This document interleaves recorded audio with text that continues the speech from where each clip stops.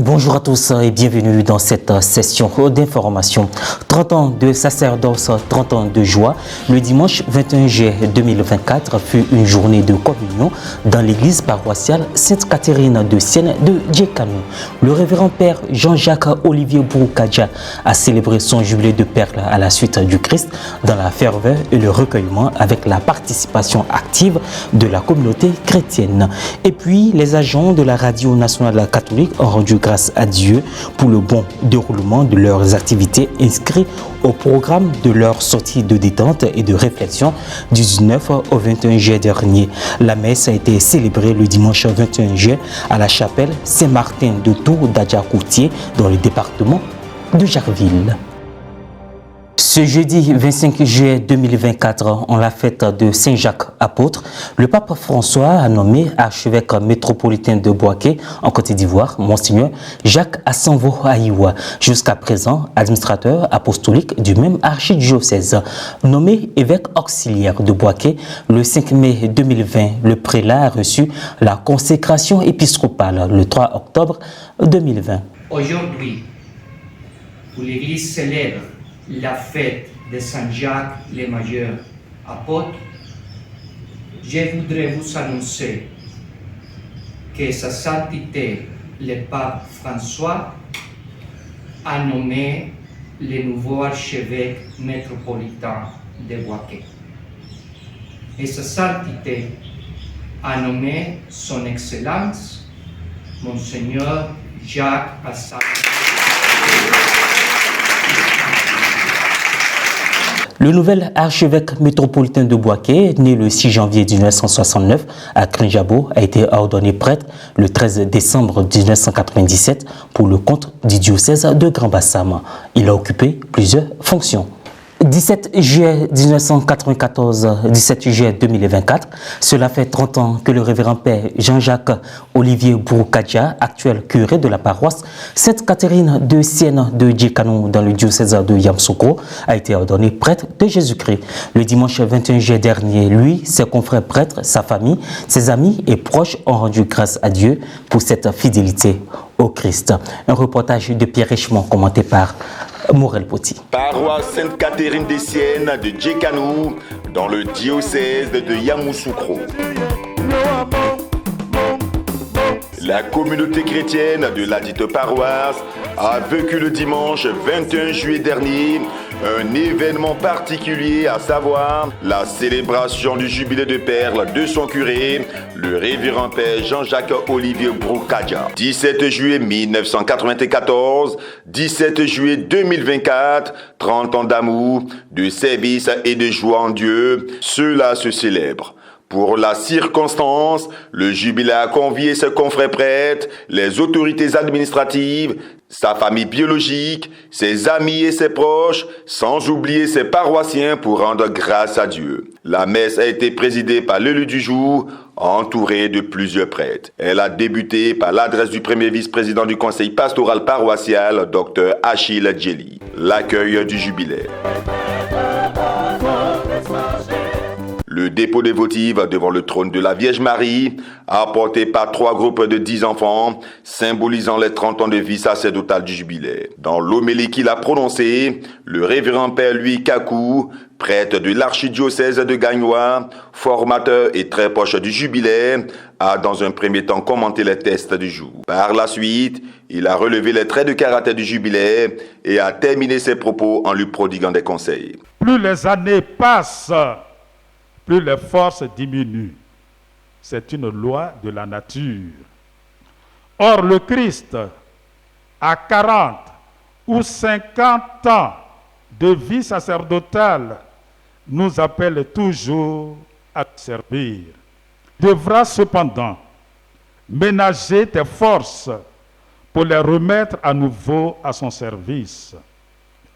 Heureux, jubilé de perles, et que Dieu, qui t'appelle à son service, décuple tes forces, te donne encore une vigoureuse santé et que tu parviennes à 3 fois 30 ans. Après la communion, Plusieurs articulations ont meublé la fin de la messe, entre autres une quête spéciale à l'endroit du jubilé. La remise des présents des différentes entités de la paroisse et de Madame la ministre gouverneur Raymond Goudou Kofi. Je dois rappeler que 30 ans de sacerdoce, c'est 30 ans de peine, 30 ans de joie. Mais pendant ces 30 années, il a continué de donner son amour au Seigneur. Donc il a élevé la coupe du salut, il a célébré l'Eucharistie pendant 30 ans.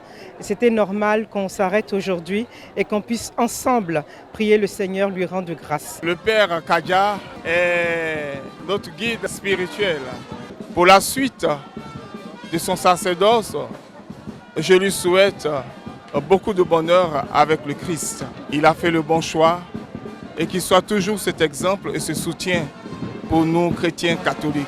Nous sommes là en tant qu'association des cadres unis de Tomidanou, son village, pour lui dire que nous sommes avec lui, que nos voeux l'accompagnent dans son sacerdoce et qu'il y ait un fructueux sacerdoce et que la paix et l'harmonie continuent de régner dans sa vie. Religion toujours, la messe d'action de grâce marquant l'apothéose de la sortie des tentes et de réflexion des agents de la Radio Nationale Catholique RNC a eu lieu le dimanche 21 juillet 2024 à la chapelle Saint-Martin de Tours d'Adjakoutié dans le département de Jacquesville. Un reportage de Frédéric Monet, commentaire Maria Bissier. Les agents de la Radio Nationale Catholique RNC et leurs responsables ont rendu grâce à Dieu le dimanche 21 juillet dernier, au cours d'une messe célébrée à la chapelle Saint-Martin de Tours d'Adjakoutié, aux encablures de la cité balnéaire de Jacquesville, dans le diocèse de Yopougon.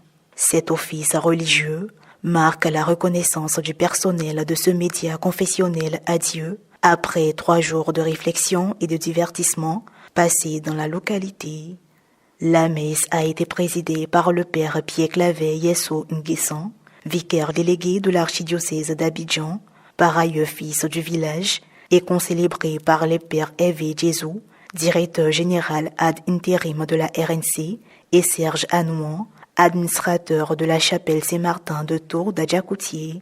Était présente également à cette célébration eucharistique l'administrateur des médias catholiques, Madame Marie-Laure Bonny, quelques confrères d'autres médias catholiques et la communauté villageoise d'Adjakoutié. S'adressant à l'Assemblée, le père Serge Anouan a mis l'accent sur la responsabilité du chrétien dans sa vie et celle de la communauté dans laquelle il vit. Lorsque nous sommes gagnés par ce virus de l'indifférence, ce virus de manque de compassion, le cœur devient inhumain, le cœur devient dur, le cœur devient méchant. Et c'est le péché qui a été reproché au pasteur et qui nous guette, nous tous. Derrière l'image du pasteur, c'est chacun d'entre nous qui doit se sentir interpellé et placé aussi devant sa propre responsabilité de prendre soin de sa vie, de prendre soin aussi de la vie des autres et de réagir vis-à-vis de la mission que le Seigneur nous a confiée depuis le jour de notre baptême. Après la prédication, s'en sont suivis les différents rites habituels et la série des allocutions, au cours desquelles le père Hervé Jésus a remercié la population autochtone pour l'accueil chaleureux réservé à l'ensemble de la délégation qu'il a conduite. Impression au terme de cette messe d'action de grâce. D'abord, le premier message sera à l'endroit des collaborateurs de la Radio Nationale Catholique. Nous formons une famille, pas seulement une équipe, mais une famille, cette famille que nous formons, une famille de solidarité, une famille où nous sommes appelés à la complémentarité, nous sommes appelés à nous soutenir pour le bien de l'Église, pour faire connaître l'évangile du Christ. Et il faudrait que nous soyons soudés, les mains dans la main, pour répondre aux défis de l'Église. À tous nos auditeurs et tous nos téléspectateurs, je dis merci pour tout ce qu'ils font pour les médias catholiques et je leur demande toujours de nous soutenir, de nous aider pour que la mission de l'Église à travers les médias se réalise. Merci à nos responsables, en premier Monseigneur Raymond Awa, pour cette opportunité offerte à tous les agents de la Radio Nationale Catholique. C'est une première, 3 jours pour se ressourcer, 3 jours pour se détendre, 3 jours pour réfléchir au rayonnement de la radio. Vraiment, moi je suis heureuse et j'espère que nous aurons encore d'autres occasions de ce genre pour pouvoir se frotter entre nos frères, pour mettre en pratique ce que l'Église nous demande de vivre en ces temps qui est la synodalité. La joie et la reconnaissance. joie des frères qui se retrouvent, qui vous apportent ce que vous n'attendiez pas, mais en bien. Cette joie-là demeure. Et nous sommes sûrs que tous ceux qui ont vécu ces quelques jours avec vous ne l'oublieront pas de sitôt. Je trouve votre présence ici comme un boom. C'est très encourageant. C'est une motivation pour nous engager davantage sur la voie du Christ. Cette édition sur FM, merci de l'avoir suivi. Merci de votre fidélité à la télévision catholique Ecclesia TV.